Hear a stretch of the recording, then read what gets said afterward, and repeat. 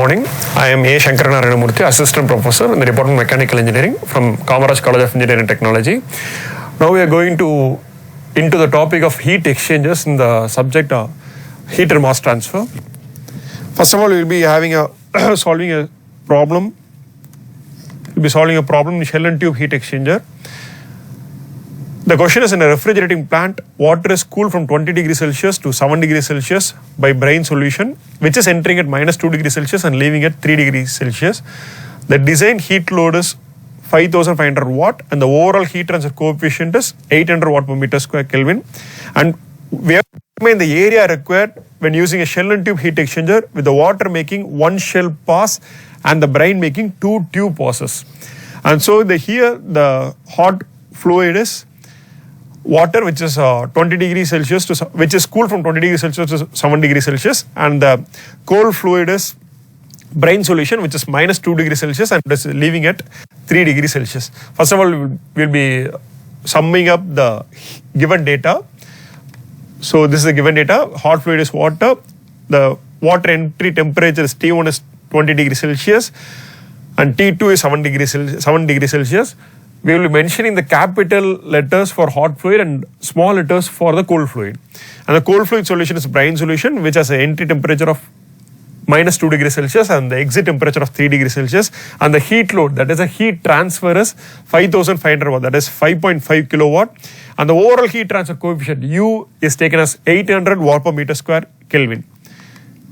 And the solution, the first solution is we can take it from our data book, HMD data book, page number 159, which is Q is equal to F U A del T L M. Since 4 temperatures are already given, we can solve this problem in LMTD method, that is logarithmic mean temperature difference method, which is mentioned as del T L M. The first step is to calculate the logarithmic mean temperature difference. And the formula for LMTD, there is no special formula for in LMTD for cross flow heat exchangers. We'll be taking the same as the counter flow heat exchanger and we'll be multiplying it with the correction factor F. So that is F U A del T L M. And for counter flow arrangement, the del T L M formula is T1, capital T1 minus small t2 minus capital T2 minus small t1 divided by the whole ln of T1 minus T2 by T2 minus T1. When we substitute the values for it, that is capital T1 as 20 and small t2 as 3 degrees Celsius, and when we solve this, we will be getting a del T L M value of 12.57 degrees Celsius. This is the LMTD method. Since the formula is Q is equal to FUA del T L M, we have solved for del T L M. Next, we have to solve it for F. So the F value will be, to solve for F value, we have to take the page number 169, that is cross flow heat exchanger. To calculate the F value, in the graph it will be given, the P value will be having a formula of T2 minus T1 by capital T1 minus T1, which we can solve and find it out as 0.22. And the R value, the graph value, the curve value R is given as a formula of T1, capital T1 minus capital T2 by T2 minus T1, which is 2.6. When we go to the graph and solve these two values, we will be getting an F value of 0.94. So the correction factor value is 0.94. The last step is to find out F value, U value is given, and to find the last step is to find out the area of heat transfer, since Q is also given. So we will be substituting all the values. The unknown value will be A, that is area, and the area will be, we will be having an answer of 0.58 meter square. And so the final answer is the required area of shell and tube heat exchanger is 0.58 meter square. Now we will be solving one another problem in cross flow heat exchanger. In a cross flow heat exchanger, which is having both fluids unmixed, the question is, in a cross flow heat exchanger, both fluid unmixed heat exchanger, water at 6 degrees Celsius flowing at a rate of 1.25 kg per second is used to cool 1.2 kg per second of air. The hot fluid is air and the cold fluid is water, which is flowing at 1.25 kg per second, and that is air is flowing at 1.2 kg per second, which is initially at a temperature of 50 degrees Celsius. The air is initially at a temperature of 50 degrees Celsius.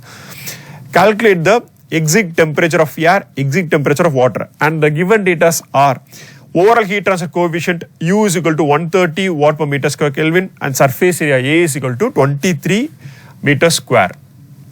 And the given data is cold fluid is water, as I already said, and hot fluid is air. The inlet temperature of water, that is the cold fluid, is 6 degrees Celsius, and the mass flow rate of water, M suffix C or M dot C, is 1.25 kg per second. Mass flow rate of air, that is MH, is 1.2 kg per second. Initial temperature of air is T1 is 50 degrees Celsius, and the overall heat transfer coefficient U is taken as 130 watt per meter square Kelvin, and the surface area as 23 meter square. Since only two temperatures are given, we cannot solve this problem as logarithmic mean temperature difference method. We have to solve this problem in number of transfer units method, that is NTU method.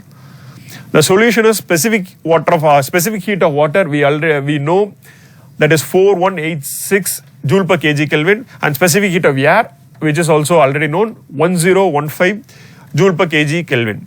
And the capacity, first step is to find out the capacity rates. The first capacity rate of water is, the capacity rate capital C of water is MC into CPC, which gives you 5232.5 watt per meter Kelvin, and the capacity rate of air, that is hot fluid, is MHCPH 1.2 into 1010, that is 1212 watt per Kelvin. Now we will be finding out which is the C minimum and which is the C maximum value. When we compare both capacity rate of water and capacity rate of air, capacity rate of air is lower. So we will be taking capacity rate of air as a minimum value and capacity rate of water as a maximum value. That is C min is 1212 watt per Kelvin, and C max is 5232.5 watt per Kelvin. So the capacity ratio will be C minimum divided by C maximum, which is a capacity ratio of 0.23. Then we have to find out the number of transfer units. Number of transfer units as a formula of NTU is equal to UA by C min. In this problem, the U and A is also already given, so we can solve it easily as 2.46. As such as in the previous problem, we found out the correction factor in the chart. Here we have to find out the effectiveness from the NTU chart, which will be in page number 167. So effectiveness from the flow chart, we will be finding out the effectiveness, which is taken as 0.85. From the chart only we have found out, that is 0.85. So the maximum heat transfer rate, the second question is maximum heat transfer rate. So maximum heat transfer rate, Q max is equal to C minimum into T1 minus T1. That is 1212 into 50 minus 6. This is the maximum heat transfer rate. And the actual heat transfer rate, Q is equal to maximum heat transfer into the effectiveness. So that is 0.85 into 53328, which comes approximately 45,328 watt. And the last is we have to find out the outlet temperature of water. Outlet temperature of water we can find out by the formula Q is equal to MCP del T. So that is Q is equal to MC CPC, del T is T2 minus T1. Since we know one temperature and also we know the Q value, we can find out the small t2, that is 14.6 degrees Celsius. That is the outlet temperature of the cold fluid.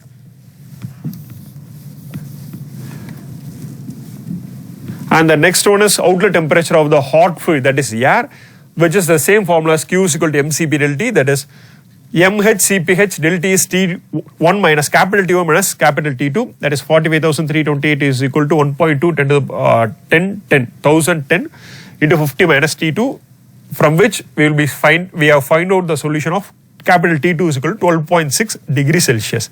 So final results are exit temperature of air as 12.6 degrees Celsius and exit temperature of water as 14.6 degrees Celsius. So if you have any queries, you can ask me, and this is the solution for both the heat exchanger problems.